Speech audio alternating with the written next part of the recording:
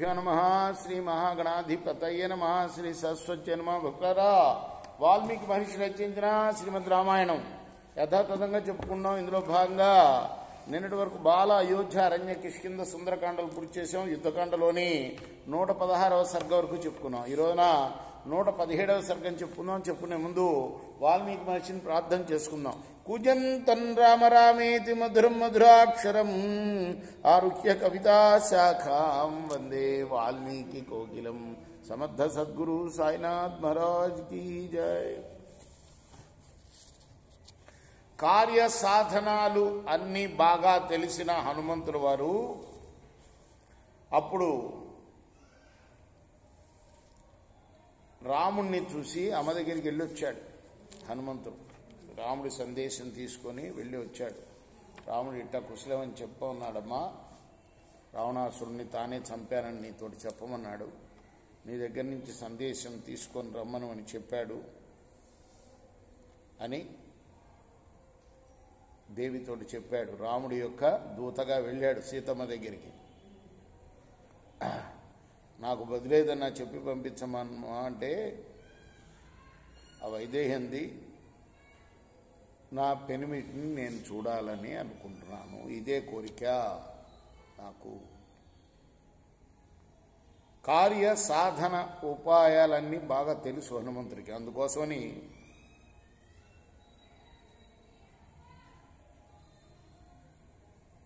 రాముణ్ణి చూసి అన్నాడు, అంటే తీసుకెళ్ళాడు సందేశం, అమ్మ సందేశం. ఓ ప్రభు, నువ్వు ఎవరి కోసం ఈ ప్రయత్నం చేశావో, ఎవరి కోసమని సేతుబంధనాది రావణ సంహార పర్యంతం పాటుపడ్డావో, ఆ శోక సంతప్తను సీతాదేవిని నీవిప్పుడు చూడాలయ్యా, నేను చూడాలనుకుంటున్నానా. నీ విజయాన్ని గురించి చెప్పగానే సంతోషంతో ఉప్పొంగిపోయింది ఆమె. అదోరికే నన్ను నేను తెలుసు కాబట్టి ఆమెకి నా మీద ఆమెకున్న నమ్మకంతో, ఓ హనుమంతురా, నా పెనిమిటిని దర్శించుకోవాలి అనుకుంటున్నాను, అలానే ఎప్పుడు ఆయన్ని అనుసరించే నా మరిది లక్ష్మణుని కూడా చూడాలనుకుంటున్నాను, ఇదే నా కోరిక అని చెప్పింది అమ్మా.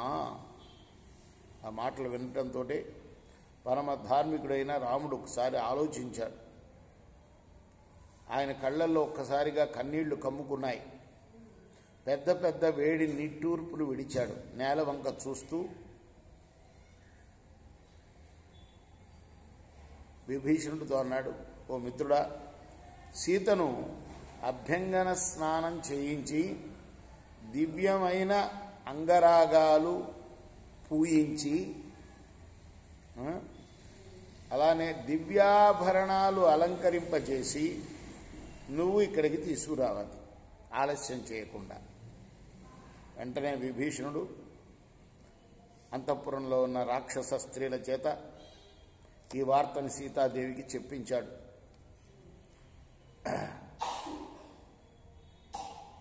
వాళ్ళు వెళ్ళి చెప్పగానే, వైదేహి, నాకు అలా కాదు, నేను అభ్యంగ స్నానం ఎందుకు చేయాలి, ఇలానే నేను నా భర్తను చూడాలనుకుంటున్నాను అని సందేశం పంపింది విభీషణుడికి.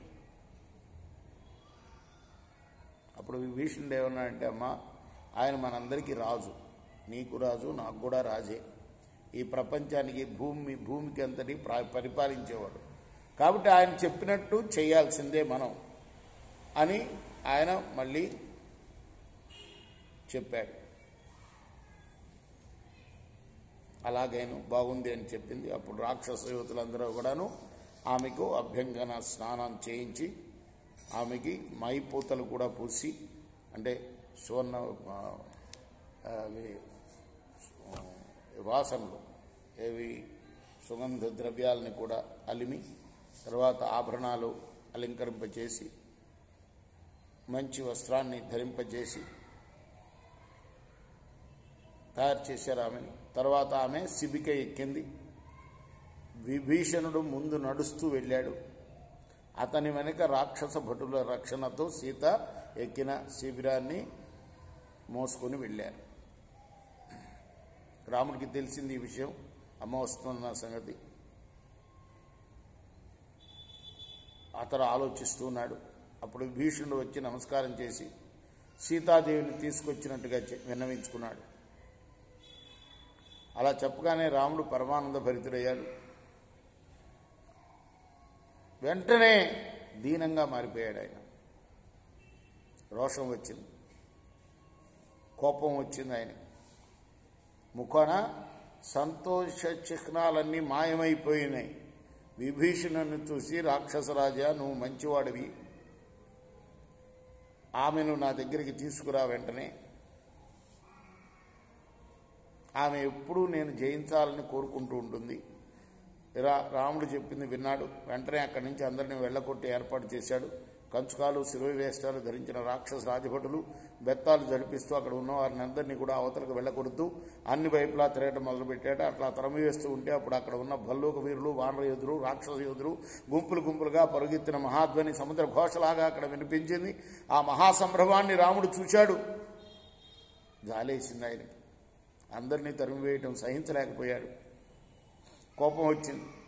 విభీషణుని పిలిపించాడు. చూపులతో దహించేసేటట్టుగా చూశాడు అతని వైపు. విభీషణ, నువ్వు నన్ను చాలా అనాదరంతో చూస్తున్నావు. ఎందుకు వీళ్ళందరినీ బాధ పెట్టావు? వీళ్ళందరూ నా స్వజనం. నీ ఈ ఏర్పాట్లన్నీ కూడాను కట్టిపెట్టు. స్త్రీలకు ఇండ్లు కానీ, వస్త్రాలు కానీ, గోడలు కానీ, తెరలు కానీ ఆవరణాలు కావు. ఆవరణాలు అంటే అడ్డు కాదు. ఈ రాజగౌరవాలు ఎంత మాత్రం కూడా ఆవరణాలు కావు. స్త్రీలకు ఏమిటయ్యా ఆవరణం అంటే?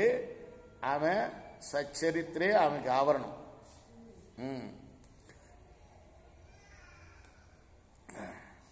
నాకు సంక్షోభ సమయాల్లో వీళ్ళందరూ కూడాను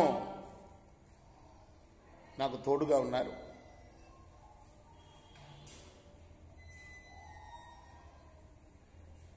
అంతేకాదు, రాజ్య సంక్షోభం కలిగినప్పుడు, సంకట సమయాల్లోనూ, యుద్ధ భూముల్లోనూ, యజ్ఞ యాగాదుల్లోనూ, స్వయంవర సమయంలోనూ, వివాహ సమయాల్లోనూ స్త్రీలు పరపురుషులకు కనపడడం అనేది దోషం కాదు. అంటే మహారాణి కదా, వీళ్ళందరూ చూడకూడదని ఎల్లగొట్టి ఇచ్చాడనమాట విభీషణుడు. ఆయన రాజు కదా ఆ ప్రాంతానికి. కాబట్టి ఆయన అలా శాసనం చేస్తే ఈయన చెప్తున్నాడు, ఇది యుద్ధభూమి. ఇప్పుడు వీడిని నేను చంపాను కదా, ఇక్కడికి వచ్చింది సీతమ్మ. యుద్ధభూమిలో స్త్రీలు అగపడటం తప్పు కాదు అని చెప్తున్నాడు. సీతాదేవి ఇప్పుడు యుద్ధభూమికి వచ్చింది, మహా కష్ట స్థితిలో ఉన్నది. పైగా నా సమీపానికి వస్తుంది. ఆమెను ఇతరులు చూసినందువల్ల దోషం ఏమీ లేదయ్యా. నువ్వు ఆమెను వెంటనే నా దగ్గరికి తీసుకునిరా. నా చుట్టూ మిత్రులు అందరూ ఉండగానే ఆమె నన్ను చూస్తుంది. ఈ విధంగా రాముడు అన్న మాటలకు విభీషణుడు విచారపడ్డాడు. వినయంతో వెళ్ళిపోయాడు. రాముడు అన్న మాటలకు విభీషణుడే కాకుండా లక్ష్మణుడు, సుగ్రీవుడు, హనుమంతుడు కూడా మనసులో చాలా బాధపడ్డారు. భార్య మీద ఆపేక్ష లేని దారుణమైన ఇంగితాలను రాముడిలో వారు చూశారు. అతను ఈ సీతాదేవి మీద ప్రేమ తప్పినట్లుగా అనుకున్నారు వాళ్ళు. అంటే ఏంటి వాళ్ళ ఉద్దేశం ఏంటి? రాగానే కౌగిలించుకుంటాడు, అది వీళ్ళందరూ చూడకూడదు అని. అయ్యో అటువంటిది ఏం లేదు, ఈయనకి ఎంత దారుణమైన ఇంగితం లేనివాడు అనుకున్నారట. అప్పుడు విభీషణుడు వెనక సీతాదేవి సిగ్గుతో తన దేవ అవయవాలన్నింటినీ కూడా ముడుచుకుంటూ వచ్చి రాముడి ఎదుట నిలబడింది. ఆమె ఆ జనసమూహంలో సిగ్గుపడుతూ ముఖం కనపడకుండా వస్త్రం కప్పుకొని రాముడిని సమీపిస్తూ ఓ పూజ్యుడా అని సంబోధిస్తూ ఏడ్చింది. పత్నే దేవతగా ఆరాధించే ఆ మహాప్రసన్నముఖి సీతాదేవి అప్పుడు విస్మయపడుతూను, సంతోషపడుతూను, అనురాగం ముట్టిపడుతూను ఆ ప్రసన్న ముఖుణ్ణి తన భర్తని చూసింది. ఆ నిర్మల చంద్రబింబానన సీతాదేవి బహుకాలం నుంచి కనపడకుండా అప్పుడు ఉదయిస్తూ ఉన్న పూర్ణ చంద్రబింబం వంటి మనోహరమైన తన పెనిమిటి ముఖబింబాన్ని చూచి మనస్సులో ఉన్న దుఃఖాన్నంతా వదిలిపెట్టింది. ఇది 117వ సర్గ యుద్ధకాండలో. రేపు 118వ సర్గ చెప్పుకుందాం. కృష్ణార్పణమస్తు. సాయి కృష్ణార్పణమస్తు.